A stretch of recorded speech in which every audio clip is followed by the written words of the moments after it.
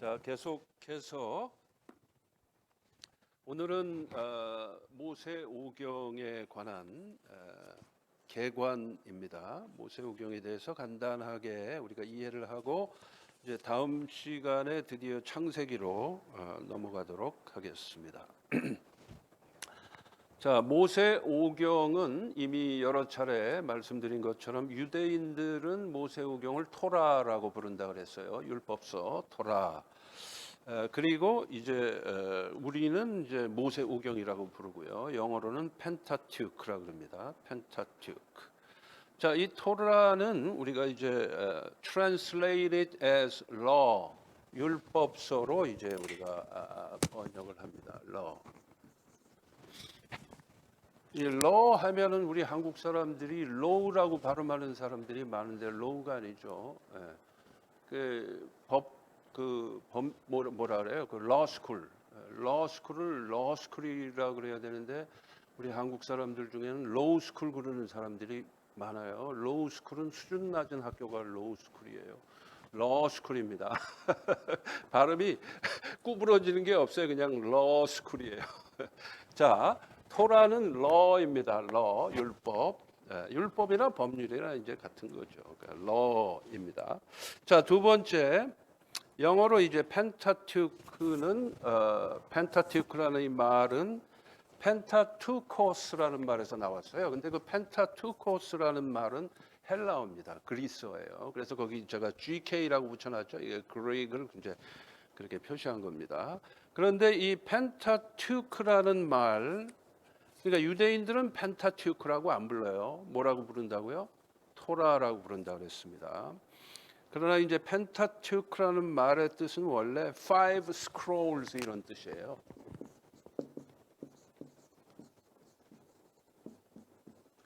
그러니까 두루마리가 5개다 그 말이죠. 두루마리.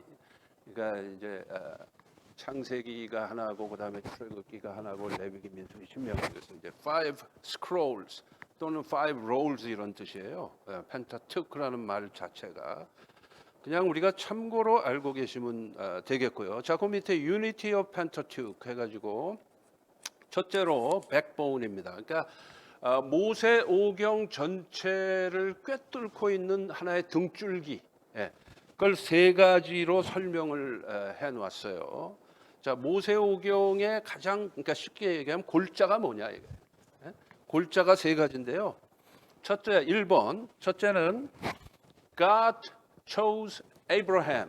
하나님께서 아브라함을 선택하셨다.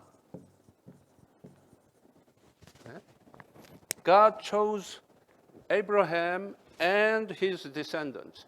하나님께서 아브라함과 그의 후손들을 선택하셨다. 그러니까 선택하시고 끝난 게 아니죠. 선택하셨고 and promised them the land of Canaan. 가나안 땅을 주시겠다고 약속하셨다. 그게 첫 번째 모세오경 전체를 흐르는 하나의 첫 번째 그 핵심이에요. 자, 그게 첫 번째입니다. God chose Abraham and his descendants and promised them the land of Canaan. 이렇게 됩니다. 자, 두 번째로 이 모세오경의 등줄기, 등뼈에 해당되는 게 뭐냐면 Israel went down into Egypt.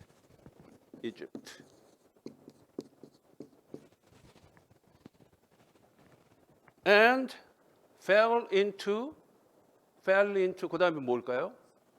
Slavery. Fell into slavery.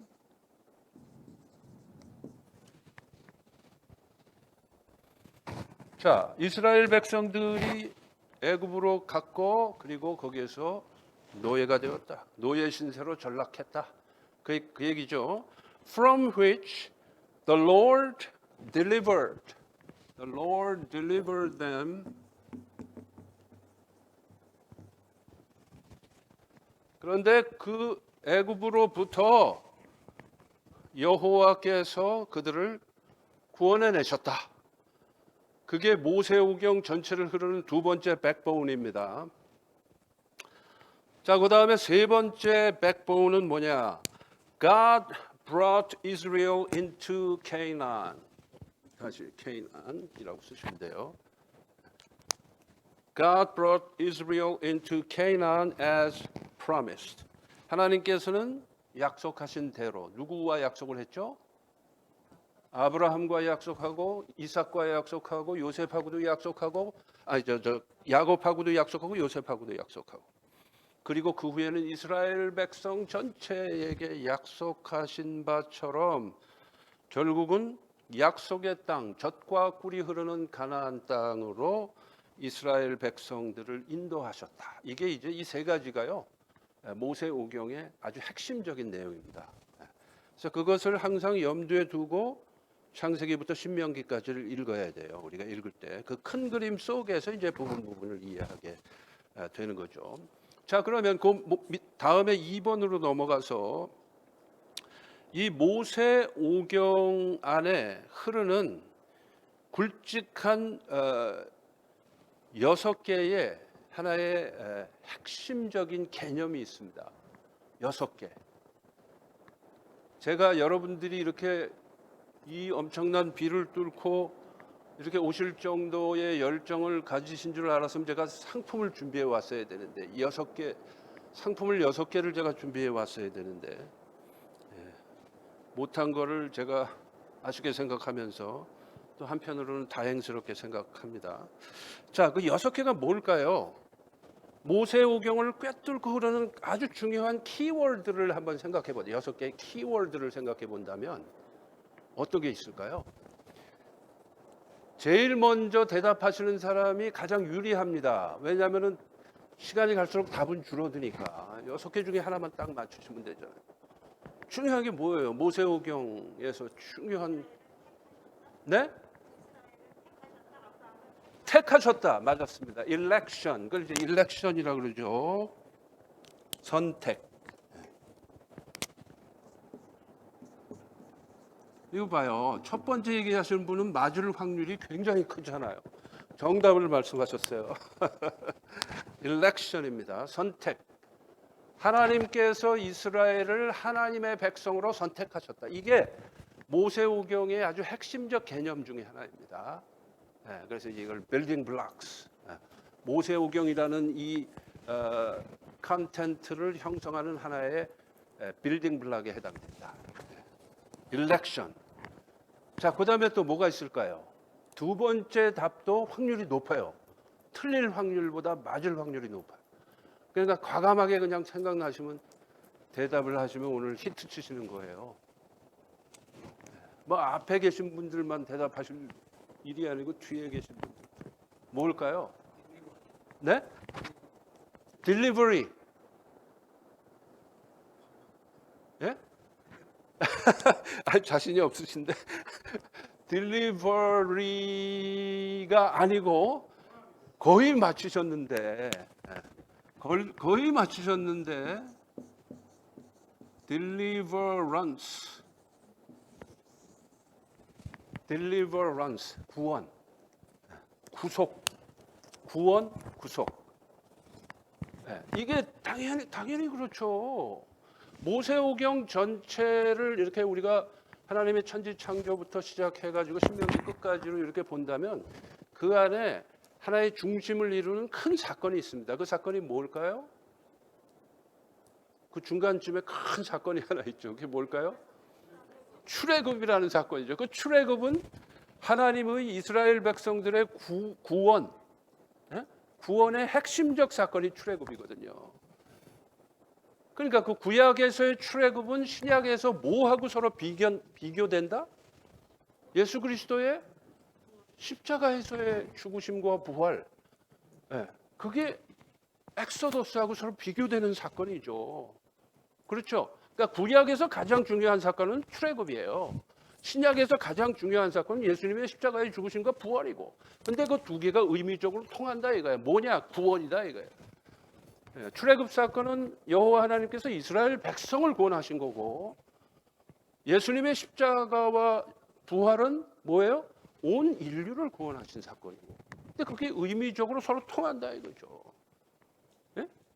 그러니까 이 딜리버런스는 굉장히 중요하신데 딜리버리라고 하셨기 때문에 90% 맞은 걸로 제가 해드리겠습니다.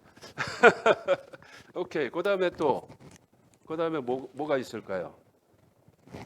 이제 4개 남았는데 제일 마지막 6번째 거를 맞추시는 사람이 가장 실력 있는 사람인데 근데 말했다가 틀릴 확률이 크죠. 제일 마지막 거는. 뭘까요? 그다음에 2개를 맞추셨어요. 네.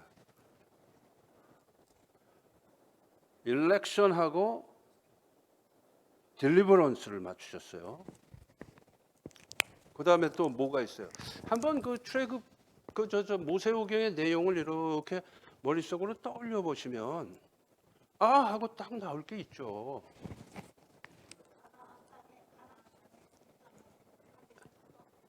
가나안 땅에 인도하신 거. 약속. 그렇죠. 약속이죠. 약속. promise.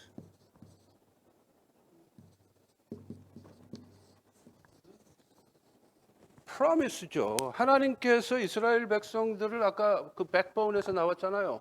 선택하신 다음에 선택만 하신 게 아니죠. 하나님의 백성으로 선택하신 다음에 반드시 무언가를 약속하시죠. 너희들이 나의 백성이다라는 것을 보여주시는 무언가 약속을 하시죠. 그게 프라미스예요. 그렇죠? 그러면 약속을 하셨는데 그 약속하신 내용이 뭡니까? 아니 이제 그거는 이제 십계명은 십계명 얘기했으면 거기서도 하나가 나와야 돼. 그 6개 중에 하나 나와야 되는데 약속을 하셨는데 구체적으로 뭘 약속하셨습니까? 2개를 약속하십니다. 크게 보면 2개. 하나는 젖과 꿀이 흐르는 약속의 땅을 약속하셨고, 그렇죠. 그러니까 땅이니까 뭐예요? 랜드죠, 랜드. 이게 또 그 6개의 빌딩 블록 중에 하나의 랜드가 땅. 예? 그렇죠? 즉 다시 말하면 가나안 땅이죠. 젖과 꿀이 흐르는 약속의 땅, 가나안. 그러니까 이 땅이 매우 중요합니다. 왜냐하면 이 사람들은 농경과 목축을 해야 되기 때문에 하나님께서 이스라엘 백성들에게 땅을 주셨다. 이건 매우 중요한 거예요. 왜냐하면 이스라엘 백성들은 노예 생활을 했기 때문에 자기네 땅이 없었지 않습니까? 애굽에서 400년 동안 노예 생활을 했기 때문에 땅이라는 게 없었어요. 자기네 땅이 없었다고. 그랬는데 하나님께서 여기가 니네 땅이야. 그러고 딱 가나안을 지정하셔서 그 땅으로 인도하셨다. 엄청난 사건이죠. 땅이 없었는데 땅을 주셨다 이거예요. 즉 다시 말하면 삶의 근거를 주셨다. 그게 뭐예요? 복의 상징이죠. 이 땅이라는 것은. 그러니까 복의 상징은 2개예요. 구약에서 일관되게 말씀하고 있는 복의 상징은 2개입니다. 하나는 땅이고 또 하나는 자손이에요. 자손. 땅과 자손이 복입니다. 복을 상징하는 내용이 땅하고 자손이에요. 이거 땅 나왔어요. 그리고 아까 제가 땅 뭐라고 힌트를 드렸는데 십계명 얘기했을 때 뭡니까? 여기 나왔잖아요. 여기. 러죠. 율법이 모세오경의 기본 개념 중에 하나죠. 율법. 그렇죠? 자, 땅 나왔고 그다음에 율법 나왔고 그다음에 아까 약속. 즉 땅과 후손을 약속하죠. 아브라함에게 뭐라 그랬어요? 아브라함에게 내가 네게 지시하는 곳으로 가라. 궁극적으로 내가 네게 지시하는 곳이 어디였어요? 궁극적으로 가나안이었거든요. 그러니까 아브라함에게 가나안을 주겠다고 약속하신 거. 그러면서 또 뭐라 그랬습니까? 밤하늘의 별을 보라. 네가 셀 수 있나 보라. 못 세겠습니다. 저렇게 못 셀 정도로 수많은 자손을 너에게 주겠다. 그렇게 약속했죠. 그렇죠. 바닷가의 모래알처럼 수많은 자손을 너에게 주겠다. 그리고 약속하셨잖아요. 그렇죠? 그 프라미스 속에는 2개예요. 랜드하고 디센던트입니다. 그러니까 이제 이 랜드 속에는 디센던트도 포함된 거다 이렇게 볼 수가 있죠. 그리고 이 두 개가 합쳐서 약속의 내용이죠. 프로미스의. 자, 그럼 벌써 5개가 나왔네. 5개. 이제 하나 딱 남았는데요. 이거를 맞추시는 분에게는 제가 주일날이라도 제가 상을 들고 와서 드릴까 계획을 하고 있습니다. 근데 인간이 계획할지라도 이루시는 분은 하나님이시니까 그때 돼봐야 알죠. 네. 자, 하나 남은 게 뭘까요? 네? 아, prosperity. 그거는 이제 요거하고 관련이 있죠. 요거. 네. 땅하고 descendants하고 관련이 있죠. 근데 요거는 조금 약간 어려울 수도 있는데 알고 보면 어려운 건 아니에요. 네? 예? 아, 첫 번째 자만 알려달라. 예, 알려드리겠습니다. C자로 시작합니다. 영어로 C자로 시작해요. 예. 한국말로는 이응자로 시작하고. 아, 그리스도 아직 아니죠. 그리스도 아직 아니고. 그리스도라고 하신다면 이제 deliverance하고 관련이 있는 거니까. 구원, 구속, 그죠? 예. 노예 상태에서 해방시켜서 자유롭게 구원해 주셨다. 이게 deliverance. 엑소더스하고 관련되는 거죠. 요거는 엑소더스, 그 출애굽 사건. 네? 아, 영광. 제가 그랬잖아요. 일찍 대답을 안 하시면 틀릴 확률이 많다고. 결국은 틀리시잖아요. 장로님이시지만. 네. 인도는 땅하고도 관련이 있고 딜리버런스하고도 관련이 있고. 네? 컨버전. 그러니까 제가 그래서 일찍 대답하셔야 된다고 제가 몇 번이나 말씀을 드렸으니까 지금 굉장히 후회가 되시죠. 늦게 이거 하나 남은 걸 맞추셔야 되니까. 네? convenience하고 발음이 비슷해. 아, continuance.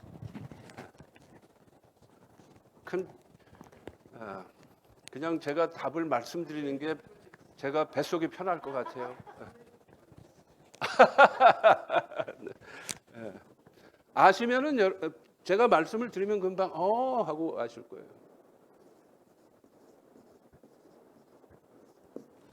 covenant, 언약. 그러니까 하나님께서 이스라엘 백성들과 관계를 맺으시는데 그 관계는 언약적 관계입니다. covenantal relationship이에요. covenantal relationship. 언약 관계로 맺으세요. 언약. 그 언약이라는 거는 뭐냐면 언약이라고 하는 것은 계약하고는 달라요. 계약은 깨질 수가 있어. 근데 언약은 깨면 안 돼. 언약은 깰 수 없는 게 언약이에요. 왜냐하면 언약은 하나님과의 약속이기 때문에. 인간끼리의 약속은 깨질 수도 있어. 상황에 따라서. 불가피하게 깨진다든가 아니면 어떤 이득 때문에 깨진다든가 그럴 수 있어요. 근데 하나님과의 약속은 깨면 안 돼. 그 하나님과의 약속이 이제 카베넌트입니다. 네. 언약이에요, 언약. C자도 가르쳐 드리고 이응자도 가르쳐 드려도 안 되잖아요. 이게 왜냐면 마지막 앤서이기 때문에 안 되는 거예요. 자, 그래서 이 6개의 개념이 자, promise, election, 선택. election, 그다음에 deliverance, 구원, covenant, 언약, 그다음에 law, 율법, 그다음에 마지막으로 land, 땅. 이게 이제 모세 오경을 꿰뚫는 하나의 기본 개념들이에요. 이게 기본 개념. 이 6개를 다 이해하신다 그러면 이제 모세 오경을 다 이해한다 이렇게 볼 수가 있는 거죠. 자, 그다음에 세 번째 3번으로 넘어갑니다.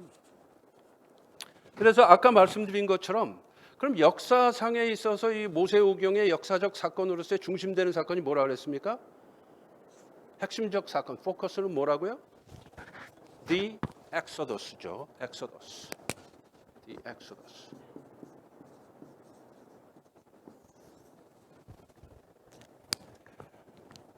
엑소더스. 자, 그 밑에 1번하고 2번이 있는데, 자, 1번은 야훼스 딜리버런스입니다. 여호와 하나님의 구원, 딜리버런스. 딜리버런스 아까 이거 제가 스펠링을 잘못 썼네요. 딜리버런스. 저 위에는 제대로 썼는데. 자, Yahweh's deliverance and the historical realization of his election of Israel as his people. 그러니까 하나님께서 자, 엑소더스라는 그 출애굽 사건이 가지는 첫 번째 의미는 뭐냐? 여호와께서 역사적 그 이스라엘 백성들을 his election of Israel, 이스라엘을 그의 백성으로 his people, 그의 백성으로 선택하셨다라는 그 역사적 실현, 야훼의 구원이면서 deliverance이면서 historical realization, 역사적 실현, 그것이 바로 엑소더스다. 출애굽 사건의 의미입니다. 두 번째, number 2, it becomes the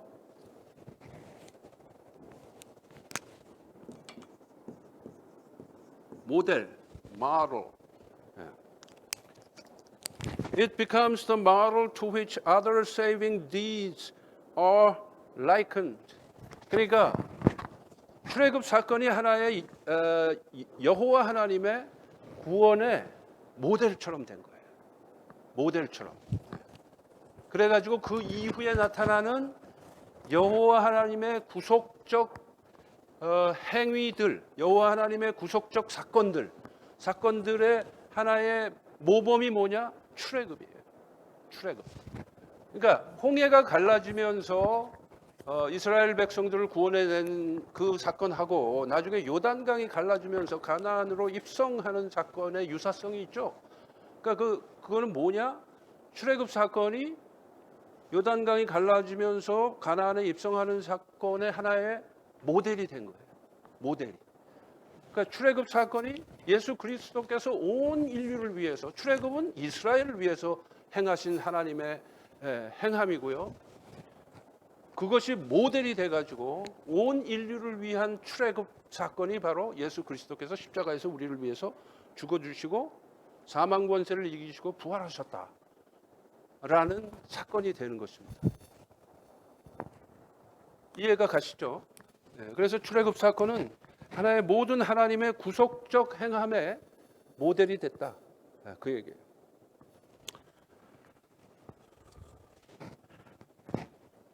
자, 그래서 네 번째는 이제 모세오경의 스트럭처입니다. 모세오경이 구조가 어떻게 되어 있느냐? 크게 두 부분으로 나눠져요. 우리가 창세기라는 책만 두 부분으로 나눠도 창세기 1장부터 11장까지가 첫 번째 부분 전반부고요. 12장부터 마지막 50장까지가 후반부예요. 아시겠죠? 그건 이제 나중에 창세기 때 우리가 다룰 거지만.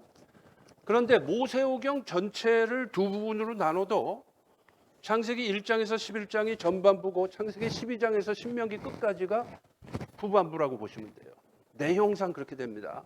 그러니까 구조가 그렇게 돼요. 자, 그런데 여기서 이제 여러분이 모세오경 전체를 이해하는데 아주 중요한 이제 부분에 도달했어요. 창세기 1장에서부터 11장의 내용을 우리가 살펴보면 어떻게 되느냐? 모세오경의 저자는 창세기 1장에서 11장의 이 내용을 통해서 그 창세기를 읽는, 아니 모세오경을 읽는 우리에게 퀘스천을 던집니다. 퀘스천. 그래서 거기다 블랭크에다가 퀘스천이라고 쓰시면 돼요. 무슨 퀘스천이냐? 유니버설 퀘스천입니다.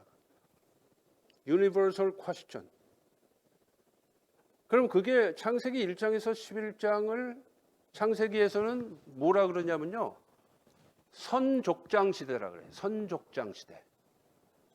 아시겠죠? 창세기 12장부터는 족장 시대로 들어가요.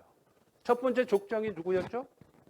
아브라함. 두 번째 족장은 이삭. 세 번째 족장은 야곱. 네 번째 족장은 요셉. 이렇게 됩니다. 그렇죠? 그러니까 요셉까지 해서 창세기 50장이 끝나잖아요. 그죠? 그래서 창세기 12장부터 50장까지는 족장 시대라 그래요.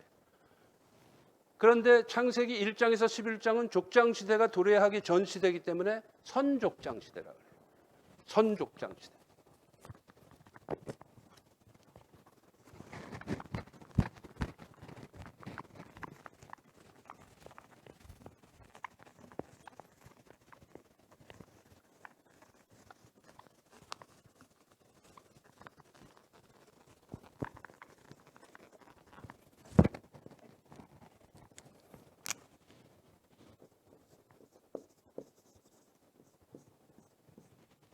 이건 선족장 시대인데요.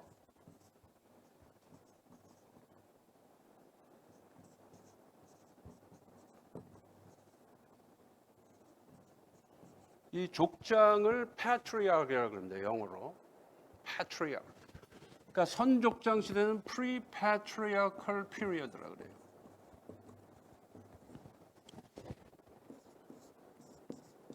그리고 이제 12장부터 창세기 50장까지는 patriarchal period.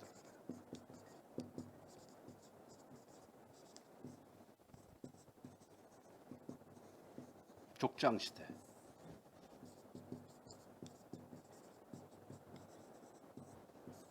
이건 선족장 시대. 선족장 시대.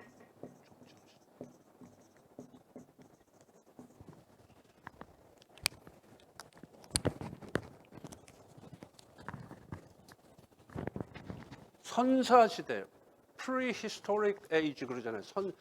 역사가 생기기 이전 선사시, prehistoric age. 그리고 역사 시대는 historic age. 그러는 거랑 비슷한 거죠. 네.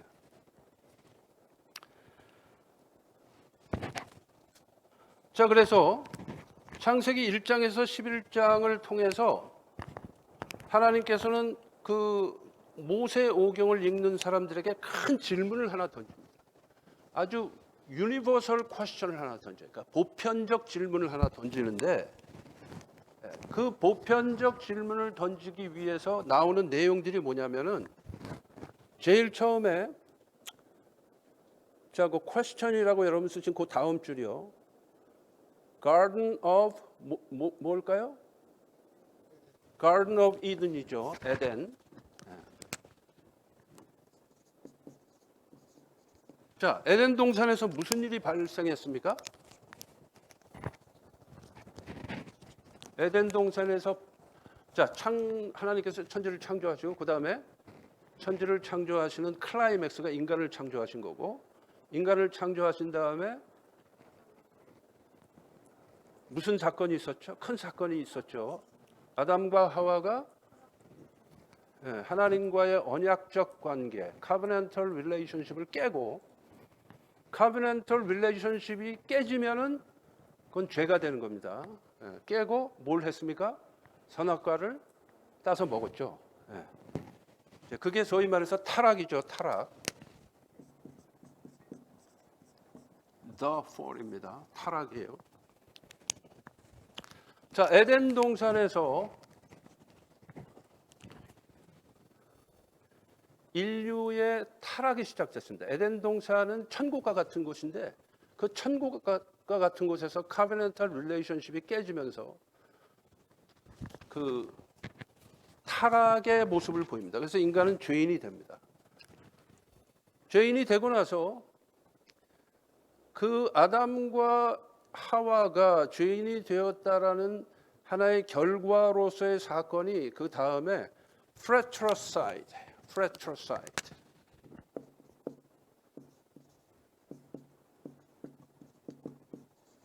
이건 존속 살해 또는 형제 살해의 뜻이에요. 지난번에 제가 며칠 전에 설교할 때 죄와 제사였나요? 그때 설교 제목이 가인의 제사는 안 받으시고 아벨의 제사는 받으시고, 그죠? 그 결과 어떻게 됩니까? 가인이 자기 동생 아벨을 죽입니다. 그게 죄인인 아담과 하와의 그 다음 제너레이션, 세컨 제너레이션에서 그 형제 살해 사건이 발생을 해요. fratricide. 인류 최초의 형제 살해 사건입니다. 그런데 그게 거기서 끝나질 않아요. 끝나질 않고 우리가 창세기를 쭉 읽어 나가다 보면은 창세기 4장 17절에서 23절 사이에 라멕이라는 사람이 등장합니다. 라멕.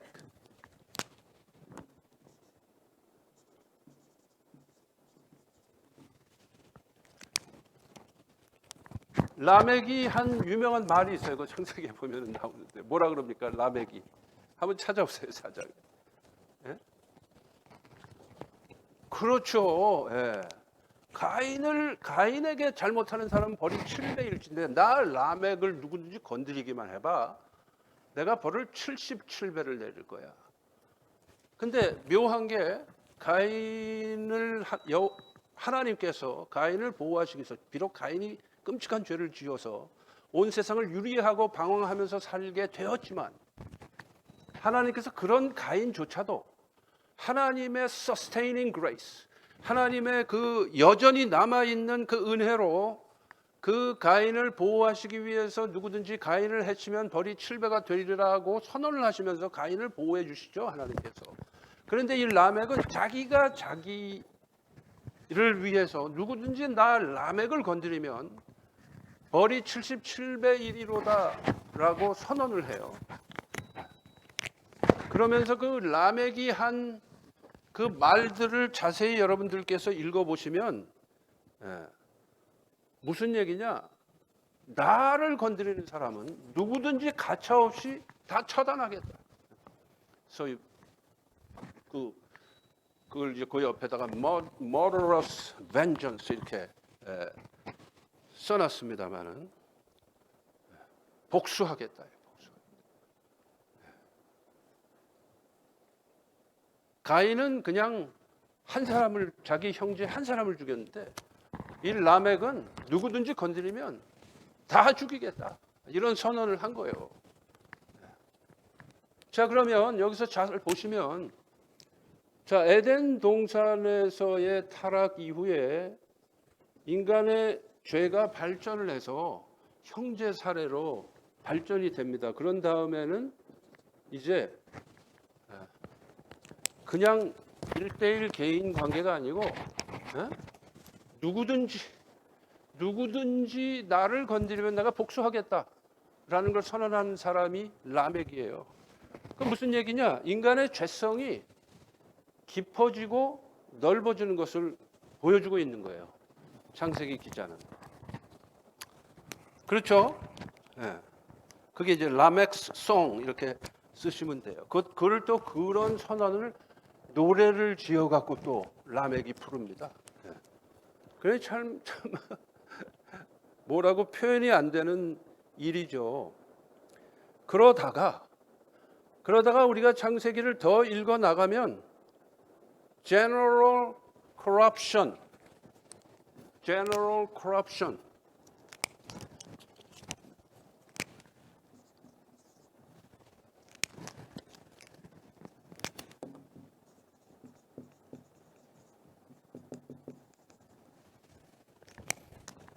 그 죄가 온 땅에 편만해지고요. 죄의 내용이 점점 더 심각한 죄로 바뀌어요. 그러니까 죄가 깊이를 더해가고 넓이를 더해간다고 하는 것을 창세기 기자는 보여줍니다. 그 창세기를 읽는 우리 독자들에게 그 사실을 보여줍니다. 창세기를 읽고 나가면 처음에는 여호와께서 보시기에 심히 좋았더라 하는 것이 원래 하나님께서 창조하신 모습이었는데 본래의 모습이었는데 그 모습을 차츰 죄가 들어온 이후에 선악과 사건 이후에 에덴 동산 사건 이후에 차츰 그 천국과 같은 하나님의 그 창조의 세계가 죄로 물들기 시작해요. 근데 그 죄가 점점 편만해지고 깊이를 더해가는 모습을 창세기에서 보여주고 있습니다. 이거 그거죠. 비 조심하라는 거.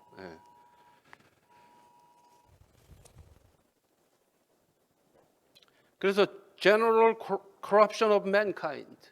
인류 전체가 그저 보편적으로 다 타락했다라는 것을 보여주시죠. 그렇게 되니까 하나님께서 어쩔 수 없이 마지막 비상수단으로 일으키신 사건이 뭐예요? 홍수 심판이죠. 홍수 심판. 그래서 and the flood 이렇게 쓰시면 돼요. and the flood. 5번은 flood입니다.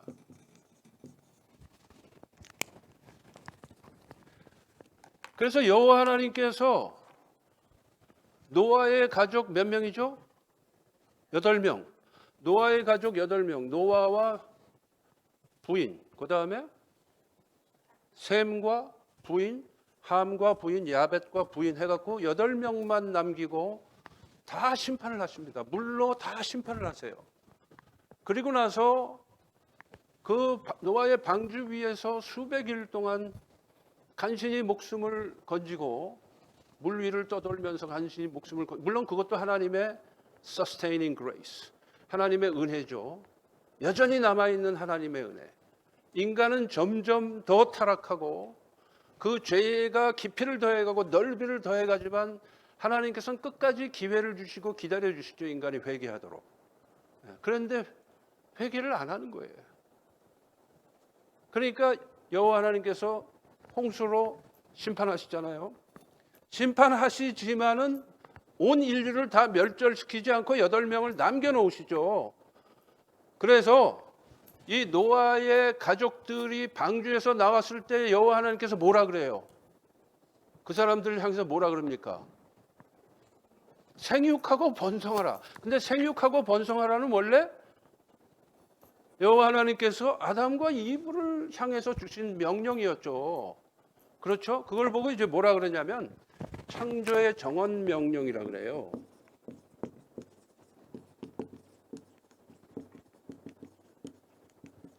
그래서 이제 보통 creation mandate 또는 cultural mandate라고 합니다. 신학적인 용어로. 창조의 정원 명령 또는 뭐 cultural mandate, 문화 뭐 명령이다. 뭐 그렇게 한국말로 번역하기도 합니다. 그래서 creation mandate 또는 cultural mandate라 그래요. 그러니까 생육하고 번성하라. 이 땅, 온 땅에 충만하라. 그래서 이 땅을 여호와 하나님의 뜻에 맞게 잘 다스리라. 잘 관리하라. 그러면서 청지기 직분을 주시죠. 우리 인간에게. 그런데 그 청지기 직분을 감당하는 게 아니고 반대 방향으로 가죠. 인간들이 반대 방향으로 가요. 그래서 궁극적으로는 심판까지 당하죠. 그러니까 심판하실 때 8명을 남겨놓으셨는데 그래서 거기서부터 그 8명을 향해서 생육하고 번성하라. 무슨 얘기예요? 지금부터 다시 시작하겠다는 거예요. 여기서부터 노아의 8명의 식구들로부터 시작해갖고 다시 하나님께서 마치 아담과 하와에서 원래 하나님이 계획하신 타락하지 않은 이 세상을 만드시겠다는 그 계획을 새로 새 출발을 하시는 거예요. 노아의 홍수 심판 후에. 그랬는데 나중에 어떻게 됩니까? 나중에 어떻게 돼요? 이제 사람들이 점점 또 이제 자손을 낳고 퍼져나가요. 퍼져나가는데 나중에 어떻게 되느냐? 하나님께서 원하시는 대로 되지 않고 여전히 반대 방향으로 가죠. 여전히 반대 방향으로 가요. 그러면서 나온 사건이 뭐냐? 창세기 11장 선족장 시대가 끝나는 부분입니다. 선족장 시대를 마치면서 또 하나의 사건이 생기는데 그 사건이 바벨탑 사건이죠. 타워 오브 바벨.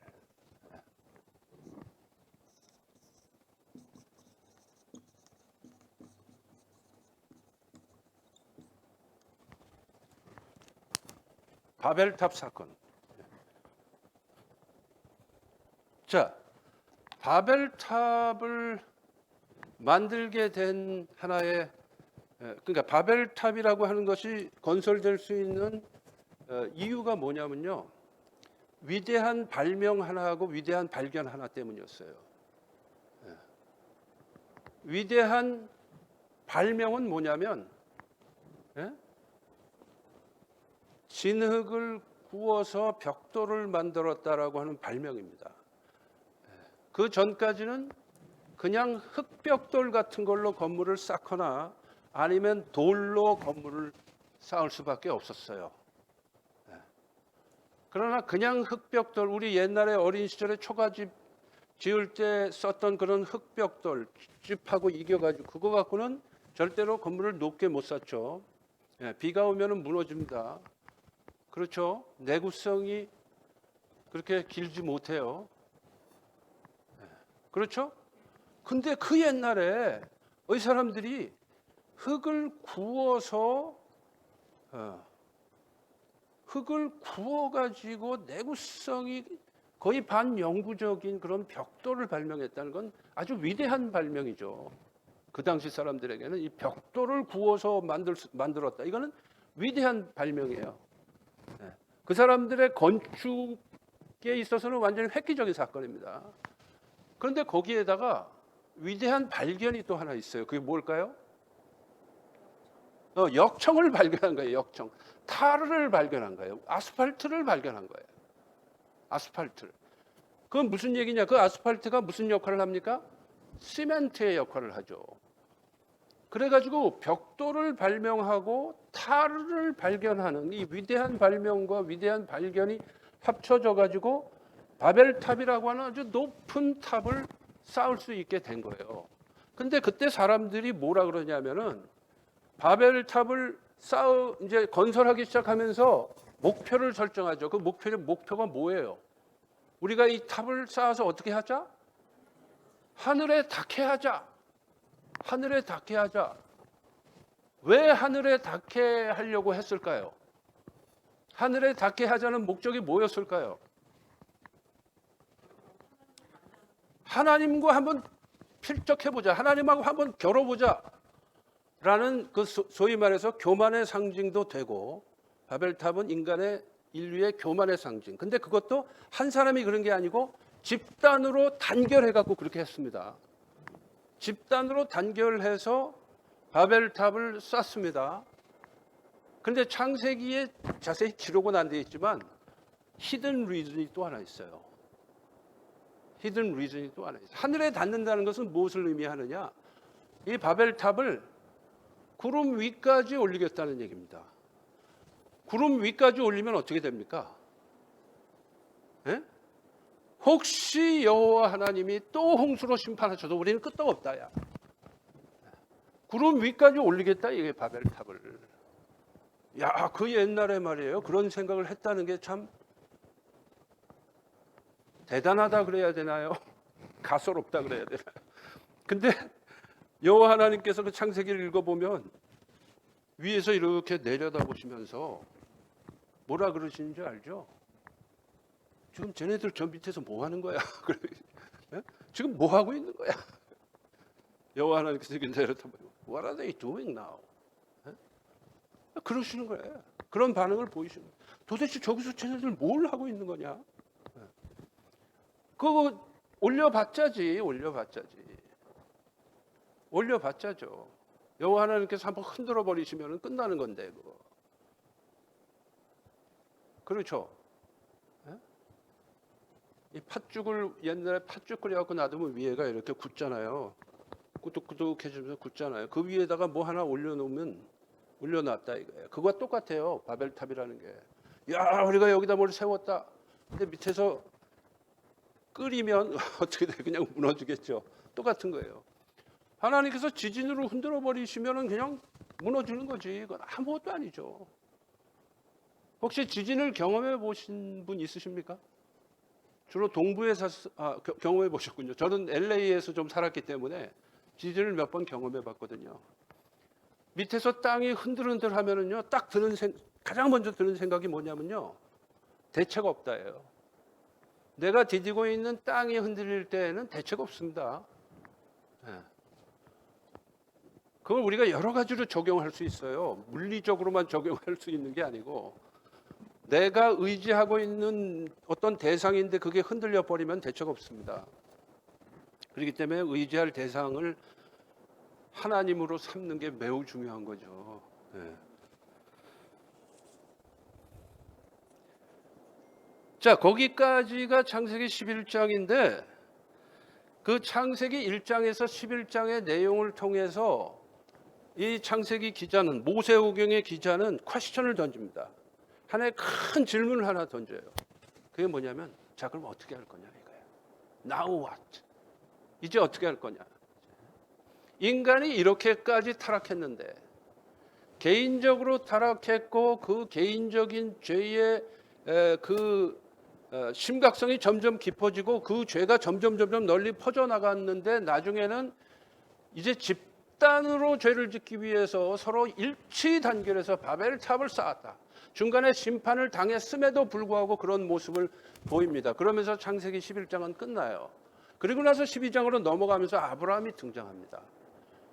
그러니까 아브라함의 등장은 자, now what? 이제 어떻게 할 거냐 이거야. 이렇게까지 타락한 인간은 앞으로 그럼 어떻게 돼야 되는 거야? 라는 질문을 던집니다. 그리고 나서 그 질문에 대한 해답이 창세기 12장 아브라함의 스토리에서부터 시작이 돼요.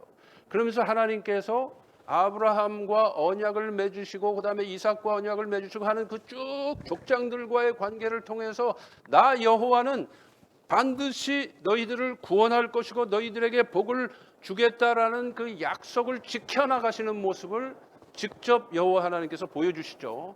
그걸 통해서 하나님의 구속의 역사가 시작됩니다. 그래서 창세기 12장부터 모세오경 끝나는 신명기까지의 그 내용은 뭐냐? 이 앞에서 1장에서 11장까지 보여준 그 제너럴 퀘스천, now what? 이제 어떻게 해야 되는 건데? 라는 질문에 대한 해답을 기록하고 있는 거예요. 이해하시죠? 그러니까 모세오경을 그렇게 두 파트로 나눠진다. 그렇게 이해를 하시고 모세오경을 읽으시면 훨씬 더 여러분이 그 내용들을 이해하시는 데 도움이 될 거예요. 그 큰 그림을 알고 읽으셔야 돼. 그냥 무턱대고 읽으시는 게 아니고. 아시겠습니까? 네.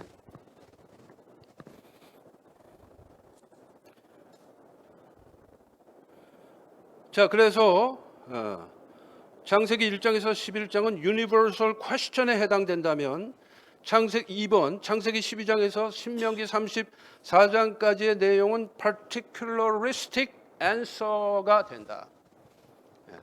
그 general question, 보편적 질문에 대한 구체적 답변을 창세기 12장부터 신명기 34장을 통해서 모세오경의 기록자는 하나님의 계시의 뜻으로 보여줍니다.